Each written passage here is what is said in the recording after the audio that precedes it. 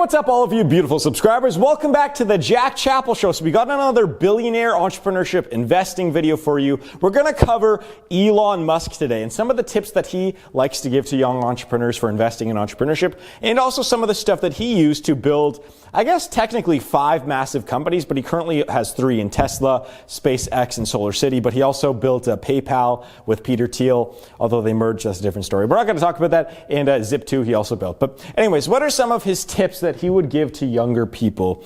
And so the very first thing, especially for entrepreneurs, is learn how to deal with stress. And this is what kills a lot of entrepreneurs. This is what stops people from wanting to run a business. So Elon Musk, he always talks about how stressed out he is all the time. He's very open with that, about how his life is one of the most stressful out there. I mean, think about this. I mean, 5 years ago, he was down to his last $1 million. Okay, picture this situation. You'd put in, he made $300 million from selling off PayPal to, I don't know who bought it, eBay. Someone like that bought it. And so he made all that money. He put all of that money into Tesla and SpaceX. And I think one other company too. I don't know if he did to Solar City or not, but he spent $299 million. All of the companies were losing money. He had $1 million left. And know what happened? He had his last $1 million put into a Spacex Rocket. And here's what happened. If the rocket would fail, he would have no money left and the companies would collapse because he couldn't take any more debt out either. If the rocket succeeded, he would get a contract from either NASA or a small satellite company so that they can actually start producing revenue and continue with the company. So everything that he had was down to one rocket launch. If it succeeded, he would get a contract and be able to continue with Tesla and SpaceX. If it didn't, they would both fail. And he would have to, sell off the company, or he probably couldn't even sell off the companies. He would just go broke and go bankrupt. Okay? So picture that, how stressful that moment would be when you see the rocket take off. And you don't know, your entire life is depending on one rocket. If if an inch of fuel leaks or something, that could be the difference between a rocket exploding and not. So, I mean, think about that. You know how he deals with stress? One of the ways that he actually deals with stress, actually the biggest way he deals with stress, is playing video games. He actually plays like Call of Duty still in his now he's doing well now financially, worth $16 billion. But he in his mansion now he goes and plays video games when he's stressed out. It gets his mind off everything. So how do you deal with stress? How do you deal with it? I deal with it in the best way possible. When I'm stressed out about work, which happens, I just go and do more work and fix the source of the stress, which is, I think, one of the best things that you can do. Now, sure, I lose sleep sometimes, but that's how I like to deal with stress. I also like to exercise, too, a lot. I like to go for runs and work out, 4 or 5 days a week if I can, sometimes more, sometimes less. But that's how I deal with stress. How do you deal with stress? How do you deal with it? Because when you start a business and it's small, for the first couple of years, it's all stress. And this is one of the reasons why people who do end up starting business will quit, because it is too stressful and they cannot deal with it. So how do you deal with stress? Find out your ways. Find out some good ways for you to actually deal with it. For me, it's just tackling the problem. For some people, it's a mental escape for an hour, whatever it is, and then you come back and tackle it afterwards. Whatever it is, find your way to do it. Don't just be perpetually stressed out all the time and not fix the problem. That's the worst thing you can do. And don't just avoid the problem for 2 weeks on end and just avoid it, and then when you come back, you're even more stressed out. All right, so find your way to deal with stress. That's what he recommends. Now we're going to move on to number 2, which is, I guess, fear. Fear is a part of entrepreneurship. Fear is a part of entrepreneurship. So always having that uncertainty in your head, again, this goes back to stress, about how your company may fail. Having a fear of, even before you start your company, before you even start a business, before you even make an investment of any sorts, there's always a little bit of fear in the back of your mind. And sure, the safe bet is to not take the risk. The safe bet is to keep your money, to keep your time where it is now and go through life and just everything be stable, and eventually you retire with a few $100,000 in your bank account, and then you just lived an average life and no one knows you existed in 150 years from now. That's seriously what most people do. But here's the deal, is that if you can conquer that fear as an investor, as an entrepreneur, and it's in a smart way. So I'm not talking about investing in penny stocks. I mean, I would recommend you be fearful of that and just stay fearful of that. Don't do penny stocks. If you're fearful of starting a toilet brush business or something like that, like, I don't know, some bad business idea. I mean, those are bad things which you should be fearful of. But if you have a smart idea, you have a smart investment, and you're just fearful of losing your money, a lot of the times it's worth taking that risk. You got to overcome that fear, but having that fear in the first place is part of the job. Part of the job of being an entrepreneur or an investor. Having that fear beforehand and overcoming that fear. Now, a lot of the times you're going to fail, actually, and that's actually the next point I want to talk about here, which is expect to fail. This is something that he talks about too. So, you know, a lot of entrepreneurs are really delirious, and I think all entrepreneurs are really delirious that their company is going to succeed forever. I mean, they always have that in the back of their mind, and I know that's pretty much everyone, including Elon. But you should always partially expect the company to fail or your investment to fail in some sort of way. Always have some sort of plan B, because guess what? Most businesses do fail. 95% of businesses that start, or I think 92%, go out of business within 5 years. That's just what happens. Think about that for a second. There's only, I think that the number is about only 5%, it's only 2 to 3% of the population are true entrepreneurs, and about 7% are self-employed. So out of the 10% of the population that works for themselves in some sort of way, out of the 10%, about 95% of that 10% will have their businesses fail within 5 years.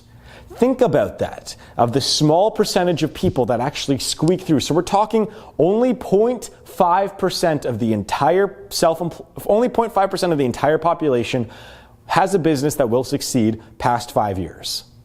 0.5%. Crazy, right? So that's why it's always important to expect to fail, but you also have to have confidence in whatever you're doing too. That's really important here. But expect to fail, because most of the time you will. So we're going to move on here to number 4, which is take risks. Key. We just talked about this. Key. You cannot let fear hold you back. And so what is that risk? I've talked about this before, like how people have fears of, talking to other people. People have fears of public speaking. People have fears of whatever it is. Some irrational fear of spiders or bugs or some sort of fear. Don't let that hold you back. Take that risk. Overcome that fear. I always talk about how I couldn't ride a bike. People don't know this. I couldn't ride a bike until I was, I was 14 years old. And I didn't know how to ride a bike until 14 years old. So here's what happened was that I think it was the day before high school started, 2 days before high school started. It was midnight, and I said, you know what, I'm going to learn how to ride a bike today. I'm going to learn how to ride a bike. I just want to. I'm going to take the risk. I'm going to learn by myself. So I rolled out my bike at about midnight, or my mom's bike actually at midnight, and just up and down the street for 2 hours, just trying to learn how to ride a bike, taking that risk. It took me 2 hours. Guess what? I have a permanent scar on the back of my leg, because what happened when I was learning how to ride that bike, actually, the pedal, for whatever reason, like my foot just missed the pedal when I was trying to get on the bike. Again, I didn't know how to ride, right? And so my foot missed the pedal, and so one of my feet was on the pedal and the other wasn't, and so I pedaled hard with the one that was on it, and guess what happened? The pedal from the other side came down on the back of my leg, scraped the entire back of my leg. It bled profusely what's funny, it bled profusely for a couple minutes. And what's funny is that I had that scar on the back of my leg. It was bleeding, and I needed to go in to get it fixed. Okay, I needed to go in to clear it up, make sure it didn't get infected, because it was pretty bad. I still had, it's a scar-worthy cut that I had. So I was like, you know what? This is as bad as it gets. You know what I'm going to do is that regardless of what happens on the next time I try to ride, I don't care if I fall. And I remember thinking about this. I remember talking to my dad about this too. He was paralyzed at the time. He's fully paralyzed, and he was at the time. I remember talking to my dad after, is that like I learned how to ride a bike because after I got that cut on the back of my leg, after that really hurt and I needed to go in and there was some sort of urgency, I was like, you know what? Regardless of what happens, I'm just going to keep pedaling the next go and I'm not going to stop. And I'm just going to try to do it. And if I fall and scrape my arm, break my wrist, whatever, so be it. And so guess what I did? I got up, I pedaled hard, I was wobbly, and all of a sudden I was on the bike for 3 seconds. And then 10 seconds. And then I went down the street. And then I couldn't really turn that well at the time, so I had to eventually stop after like 30 seconds or so. But I took that risk, and I learned how to ride that one night at 2 a.m. I was so excited. I went upstairs, I woke my mom up. I was like, look, I can ride a bike now. And anyway, sorry, that's a little bit of a tangent story here, and I hope that that kind of inspires you guys. But yeah, I still have that scar on the back of my leg from learning how to ride a bike. Kind of crazy. So yeah, that was, I don't know why I went on that tangent here, but it's just important to take risks and overcome fear in entrepreneurship, and I guess that was a good tangent to go on here. So we're going to move on here to number 5. Number 5, which is, work harder. Work harder than anyone else. You know, it's that old saying about how even established businesses, you know, there's always some kid in a basement out there that's trying to kick your ass. And whatever business idea you have, I mean, I did the math on this actually in my head for how many people out there have the skill set that I have that are probably starting an e-commerce marketplace right now at some area in the world, and that number is about like 80. There's probably 80 people with the exact same skill set that I have that are working on an e-commerce marketplace like I am. So I got to be kicking their ass. I got to kick 80 other people's asses in order for me and that's not even counting for Amazon and like eBay. I'm talking about people that are direct competition with me. I got to work harder than the 80 other people. I think it might not have been the world, it might have been North America, that have the exact same idea that I have, that I got to kick. I got to work harder than them. That's just the way it is. Now, a lot of those people are probably only doing this as a side business for 2 hours a day or 3 hours a day or 4 hours or maybe 8 hours. I'm going to be working twice as much as them, 4 times as much as them. And I will be first, and I'll be the one that succeeds. I'm going to work harder than them. And whatever idea you have, if you have an app idea, you have a video game, I can guarantee you there's someone else out there that's making it something very similar. You got to work harder than them. That's the ultimate differentiator of people starting businesses. All right, when you are starting, work ethic is the number one differentiator between you succeeding and not succeeding. All right, so it's very important. You got to work harder than everyone else here. I mean, Elon, he always talks about this. He slept in the office when making X, I think it was X.com, but that ended up being PayPal. He slept in the office for like a year.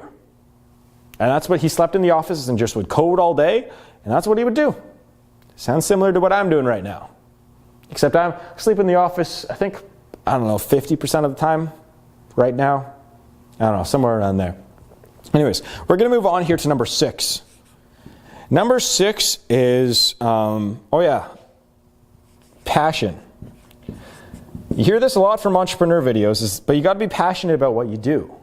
You got to like what you do. It doesn't have to be your one true love. It doesn't have to be your, if you really love hockey and watching hockey, you don't have to build a business around hockey, but make sure you like what you do. Elon likes science. Guess what? He built a very tech-heavy car company and a space company and a solar company. Very tech-heavy companies.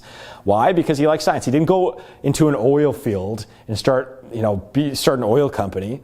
He didn't. He didn't start a bricks and mortar retail business, right? He didn't build another Amazon. He liked science. He liked tech. That's what he's doing. So it's important to like what you do. I kind of like a lot of things. That's one of the troubles. If you're like me, I like doing a lot of things. I don't really have a lot of things that, like fashion is something I have no interest in whatsoever. Cars, I have zero interest in those. But I do have an interest in tech. I have an interest in how e-commerce works. I've been selling stuff online for 5 years. I think about 5 years, right? 2017, probably about 5 years, 4 or 5 years. I've I've been selling stuff online. And that's just what I like to do. I also like investing, which is why I like to I'd like to get into real estate investing too. So those are what I like to do. So what do you like to do? It's important. It makes the day go by a lot faster in a good way. You wish that there was more hours in the day. I mean, I love that I get to come in here every day and work on an e-commerce marketplace. I love that. I mean, it makes the day go by so fast. And I wish that there was more time, and it's stressful a lot of the times, but I really like it, so it makes the job a lot easier and I'm more efficient. But if I was coming in every day and I had to go and freaking fix a car or try to sell cars or something like that, or try to develop a new fabric for a dress or a shirt, I would hate that. I would really, really hate that. That would suck. Even if I was making a lot of money, that would really suck. So like what you do and have a passion for it. We're going to move on here to number 7, which is solve big problems. Solve big problems. Oh my God. Well, Elon definitely has been trying to solve some big problems here. So again, you get paid proportionally to the level or degree of problem that you're willing to solve. So the higher degree or the bigger difficulty problem you're willing to solve, the more you'll get paid, the more your business will succeed. So if it's a big macroeconomic problem like self-driving cars, people want those, Tesla's going to get paid a lot of money for that. Same with Google, and there's other manufacturers too. But and people want to, again, global warming and climate change, it's a big thing. Again, everyone wants solutions for it. Again, Elon's tackling that problem. It's a 2-in-1 self-driving car, electric car problem that he's solving here, and that's one of the reasons why the company's worth $100 billion, or is it $60 billion? What's Tesla worth these days? 160, somewhere around there. I don't know. Plus or minus, it's 100 billion plus or minus like 50 billion, I would think. So that's one of the reasons, because he's trying to solve big problems. All right, same thing with Solar City. Again, climate change. SpaceX, privatize space flight, make easier access for medium-sized companies and big private companies to send stuff up to space to do, advanced technology for their business, GPS, whatever you want to do with it. Sending people to Mars, whatever that may be. He's getting paid those companies are worth a lot of money because they're big problems that he has solved, essentially. So whatever problem that is for you, if you're just solving a small problem, you're going to build a small business. I mean, if it's a small local I've talked about this recently, small local problem, maybe some rural farm town that doesn't have access to, I don't know, some a burger shop or something. You set up a burger shop, you solve that problem for your rural town, and you have a small business. All right? They wanted burgers, you gave them burgers, you have a small business. But if it's a multinational burger franchise that sells some sort of burger that is needed by society, all of a sudden you're going to make more money than your small burger stand. Although burgers was a bad example for scaling up. But anyways, I think that we're just going to wrap this video up here. So what do you guys think of this? Of Elon Musk strategies, tips, and so on? Let me know in the comments down below. If you like to talk like this, you're going to like the Wealth Accelerator, so check that in the link down below. There's a bunch of talks, 30 plus talks, 35 plus talks on there, similar to this that you're going to like. So I'd like to thank you very much for watching. You're all very beautiful people, and I'll see you guys in the next video.